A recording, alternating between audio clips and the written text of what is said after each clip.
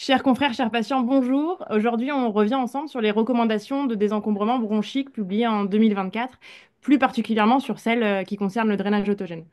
On voulait d'abord vraiment remercier les auteurs pour ce travail vraiment complexe et indispensable qui nous apporte de bonnes bases et surtout enfin de pouvoir avoir des vidéos, ce qui est assez innovant en 2024. Et puis là, on se retrouve avec trois grands formateurs spécialistes de drainage autogène et on voudrait revenir sur quelques points qui nous ont interpellés, tout ça pour continuer à faire évoluer les pratiques, évidemment avec une extrême bienveillance. Voilà, c'est absolument pas le but de reprocher quoi que ce soit, et bien au contraire, d'essayer de continuer à avancer ensemble dans cette pratique.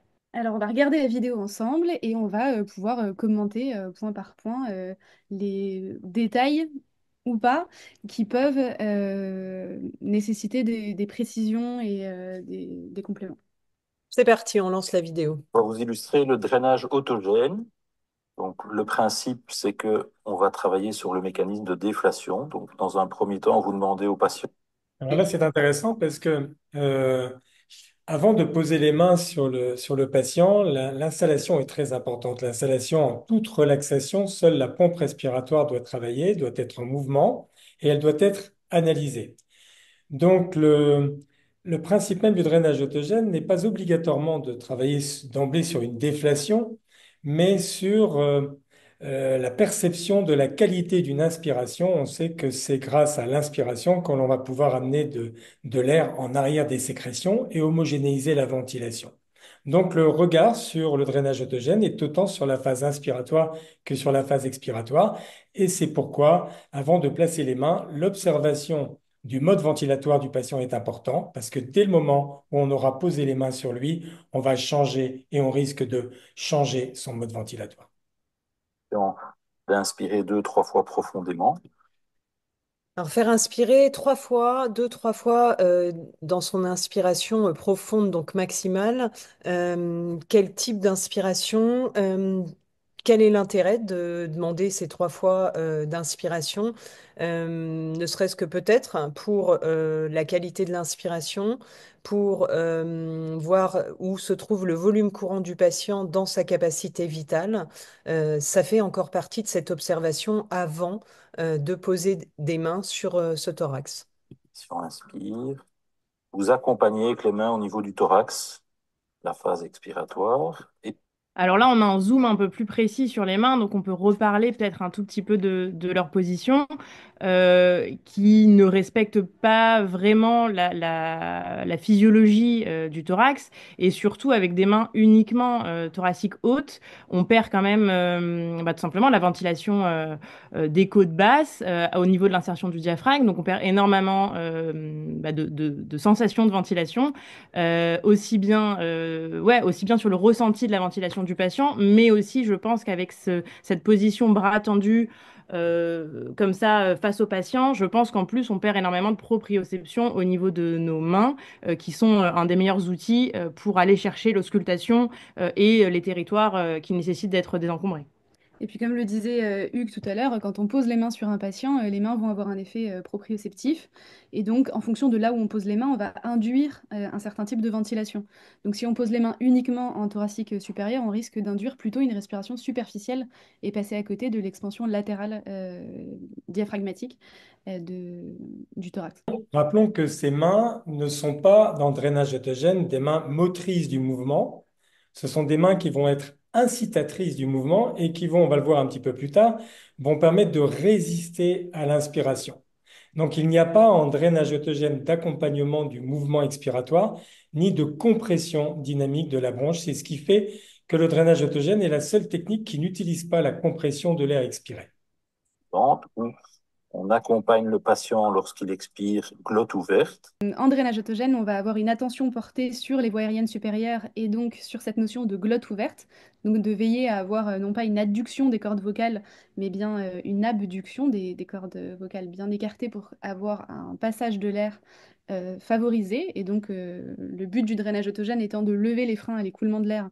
Un des premiers freins se situe au niveau des cordes vocales, donc on veille à ouvrir cette zone. Et de bien porter une attention au niveau des débits, puisque ce qu'on cherche, c'est un débit expiratoire conséquent.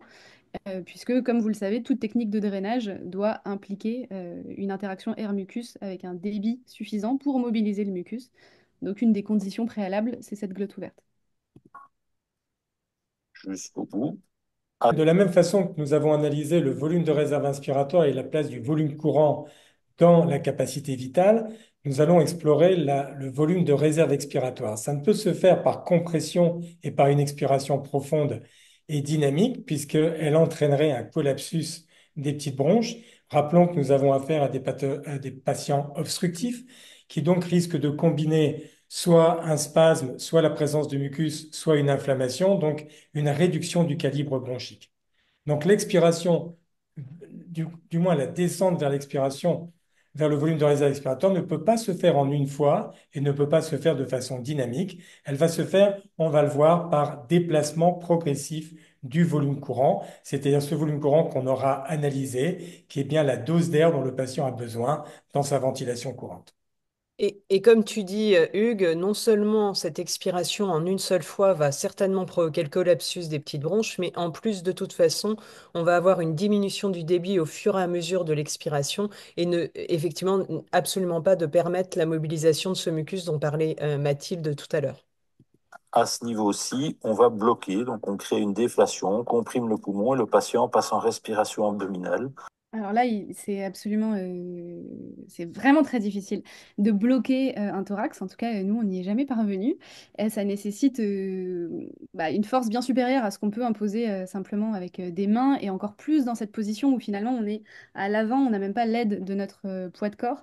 Donc, il s'agit absolument pas dans le drainage autogène de bloquer un thorax. C'est d'une, pas possible parce que le patient a beaucoup de force quand il s'agit d'inspirer. Hugues nous expliquait souvent que on peut soulever 4 fois le poids de son corps quand on inspire. Donc, c'est pas avec les mains du kinésithérapeute qu'on peut bloquer. Et puis surtout, c'est pas le but, puisque ce qu'on cherche, c'est à homogénéiser la ventilation, à freiner certes l'inspiration, mais pas à bloquer le thorax, puisqu'on ne cherche pas de restriction volumique, mais bien une augmentation de la pression alvéolaire. Donc là, il s'agit bien de freiner l'inspiration pour que le patient ne remonte pas systématiquement dans le volume de réserve inspiratoire, puisque l'on va progressivement déplacer ce volume courant, comme tu l'as dit tout justement. Donc ces mains ne seront pas des mains de compression, mais des mains incitatrices et qui vont tout simplement freiner, on va le voir, l'inspiration. Et du coup, si on s'entend bien et on veut bien être clair, dans cette vidéo, nos collègues, en fait, se servent de la pression manuelle pour maintenir en expiration le patient afin de mettre le volume courant vers les volumes de réserve expiratoire, alors que finalement, le drainage ostogène, c'est se servir de cette inspiration, comme l'a rappelé Hugues, pour augmenter la pression alvéolaire et provoquer une expiration de retour élastique avec une augmentation justement de ce débit. Et c'est pas en contraignant l'expiration et le patient et le thorax qu'on obtient cette pression alvéolaire. Et je crois que Mathilde, tu l'expliques très bien ce qui se passe au niveau de l'abdomen et du diaphragme par rapport à une augmentation de débit plus euh, une augmentation de volume plus que de débit. Oui, en fait, de bloquer le thorax dans cette position, comme tu le dis, dans le volume de réserve expiratoire, et de demander par la suite, je crois que c'est juste après, où il va demander une respiration abdominale. Bon, on va engendrer une restriction, en fait. On va empêcher finalement le patient de prendre beaucoup d'air, enfin empêcher comme on peut, et on va absolument pas augmenter son débit expiratoire. Donc, on crée juste une façon de dérecruter en fait le poumon et de moins bien le ventiler que c'est l'inverse vraiment de ce qu'on souhaite faire. De voir le mouvement abdominal lors de l'inspiration-expiration du patient. Toujours le même mode respiratoire, donc une inspiration, une petite pause et une expiration. Ouais, alors là, il y a déjà pour la première fois le mot pause. Alors, je ne sais pas si c'est juste une façon de parler, petite pause, ou si c'est la pause inspiratoire décrite dans le drainage autogène. Je crois qu'on en reparle un petit peu après. On remettra l'accent, si c'est le cas, sur le fait que déjà qu'une pause n'est pas une Apnée. apnée, et surtout que, en tout cas, c'est pas censé non plus être forcément le kinésithérapeute qui indique combien de temps doit durer la pause, un, deux, hop, enfin, c'est le patient est censé ressentir et être formé à ça, faire une inspiration maintenue pour favoriser son retour élastique et avoir sa pleine puissance, son plein débit pour pouvoir, avec l'air en amont de ses sécrétions, les dégager. Et ce, en toute relaxation, comme vous venez de l'expliquer, c'est-à-dire que la contrainte, dans le drainage autogène, une des priorités est bien le bien-être respiratoire du patient. On a affaire à des patients qui sont souvent dyspnéiques, distendus. Les mettre en contrainte ne facilite pas les choses, bien au contraire, et ça peut être un handicap à la kinésithérapie. Donc le relâchement à l'expiration est important et le plaisir d'inspirer l'est tout autant. C'est pour ça que le kinésithérapeute, comme tu viens de le dire, Océane, va lors de la pause ressentir dans ses mains le remplissage alvéolaire et le bien-être que le patient ressent à prendre de l'air dans le territoire ciblé. Ce qui est important, c'est bien d'amener l'air dans les territoires ciblés. C'est pourquoi le drainage autogène est une modulation du débit et des niveaux ventilatoires. C'est donc bien une visite de la capacité vitale pour repérer le mucus et le mobiliser de façon extrêmement pertinente. Flotte ouverte. Et on va rester comme ça pendant plusieurs cycles en fonction de la tolérance du patient. Le principe global de la technique, c'est de jouer sur différents volumes respiratoires. On prend la manœuvre ici, le patient inspire, petite pause, un, deux, on accompagne et on va travailler au niveau optimal en fonction de la localisation des sécrétions. Dans un premier temps, ici, Et là, vous voyez qu'il reparle en fait du fait de se servir de cet accompagnement à l'expiration pour moduler l'endroit où on va aller drainer les sécrétions, alors que, comme on vous l'avait expliqué juste avant, c'est l'inspiration et le volume inspiratoire avec cette résistance à l'inspiration qui va nous permettre de déplacer ce volume courant dans la capacité vitale, comme vient de dire Hugues, et non pas en compression et en résistance à l'expiration. Si là, on l'a entendu compter, donc ça, c'est un classique du drainage autogène transmis, qu'on peut voir fréquemment, enfin vraiment le plus fréquemment d'ailleurs, c'est ça, c'est d'entendre des kinés guider les patients oui, c'est ça, les patients en disant inspire, et là, ils comptent un, deux.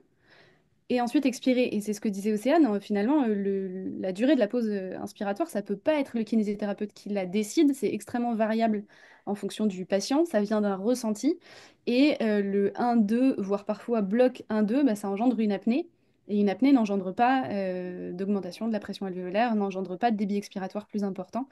Donc vraiment, là, on passe à côté de la clé de voûte du drainage autogène avec cette pause inspiratoire. Là encore, n'oublions pas que le kinésithérapeute est à l'écoute des feedbacks que va lui envoyer le patient. Tout à l'heure, on a bien insisté, et Lausanne l'a rappelé, les mains du kinésithérapeute sont des mains d'auscultation qui vont ressentir des feedbacks, des crépitements, des vibrations, mais aussi le regard du kinésithérapeute et aussi le son.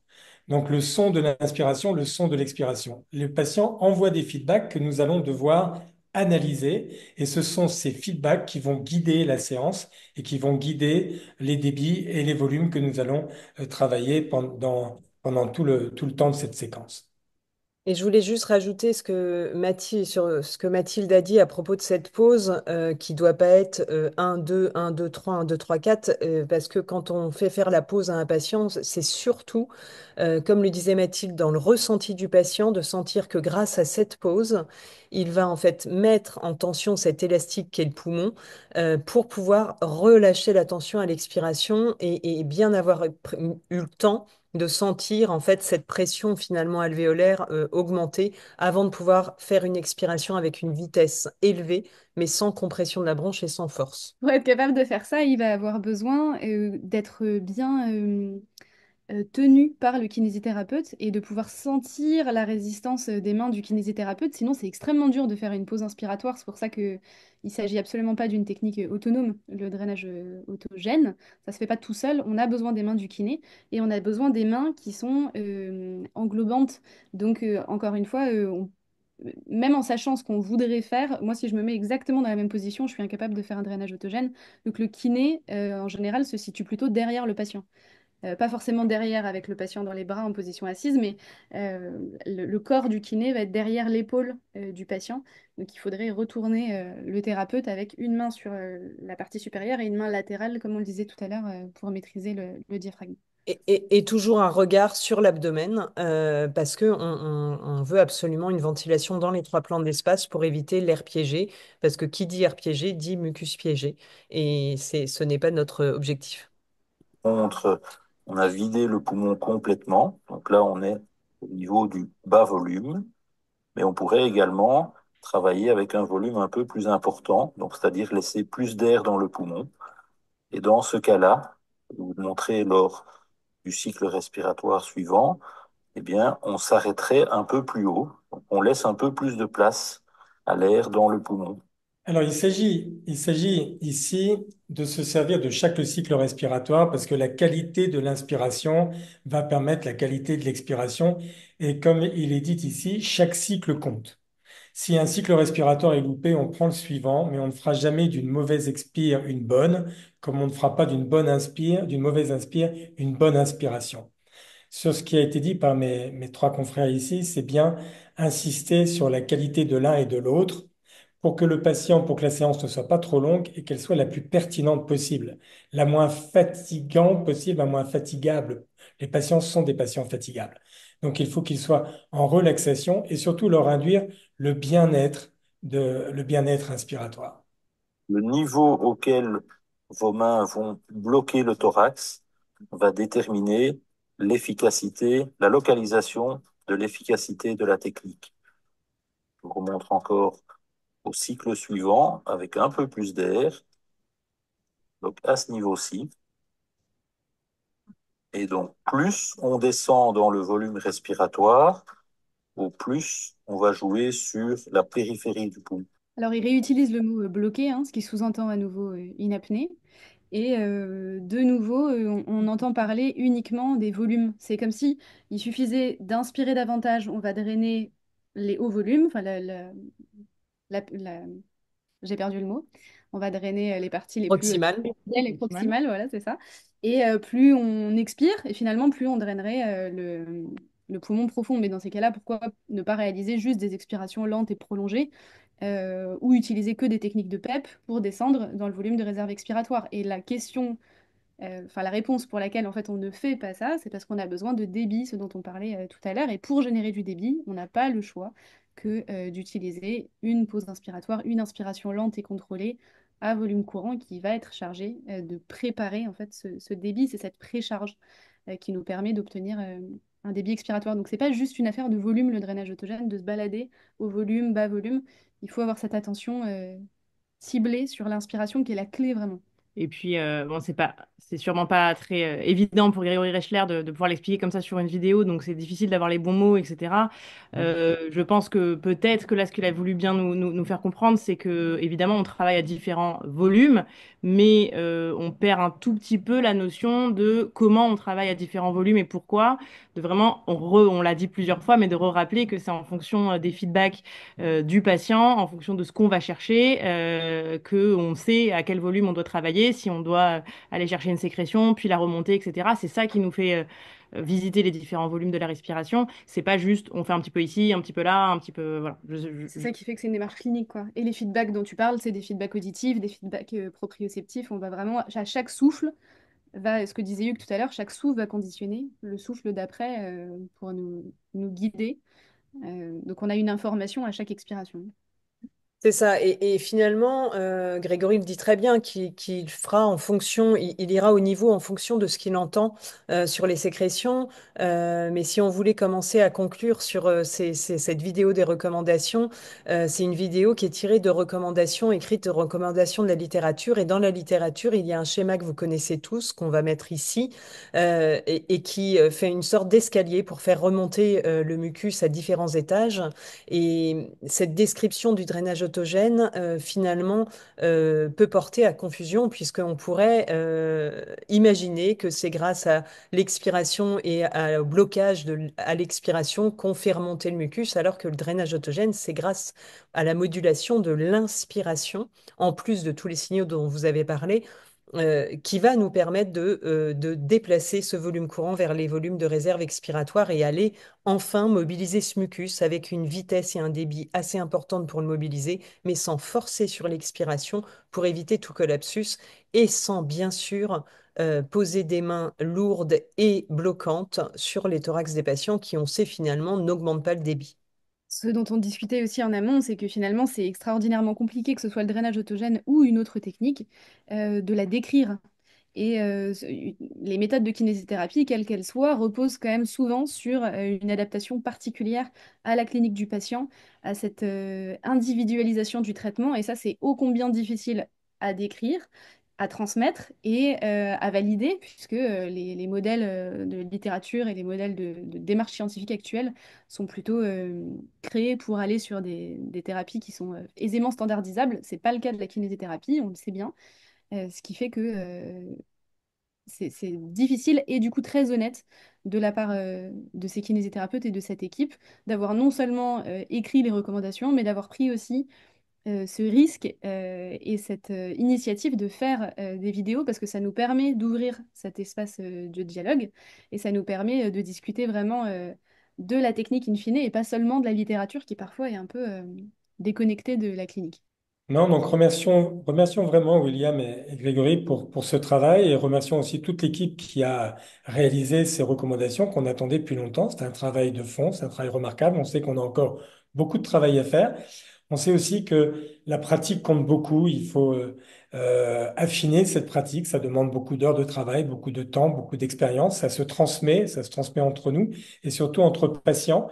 Comme l'a dit Mathilde tout à l'heure, le drainage autogène n'est pas autonome. Le drainage autogène vient bien du terme autogène, c'est-à-dire propre à chacun, dans les gènes de chacun. Chaque patient a son volume courant qui lui est propre, sa fréquence respiratoire qui lui est propre. Il faut donc analyser la clinique de ce patient avant d'intervenir.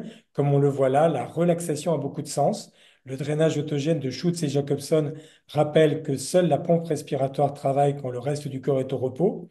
Nous avons des patients dyspnéiques, des patients hyperréactifs. Donc, nous travaillons quand même sur des profils de patients extrêmement complexes. C'est pourquoi la technique n'est en aucun cas une technique compressive.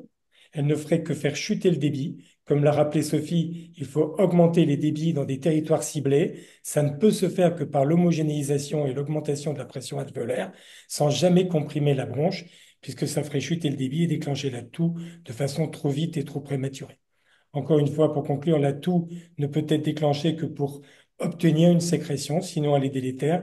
Vous voyez, le drainage autogène n'est pas qu'une technique, elle ne peut pas être standardisée. Le propre du drainage autogène, c'est justement l'adaptation du patient.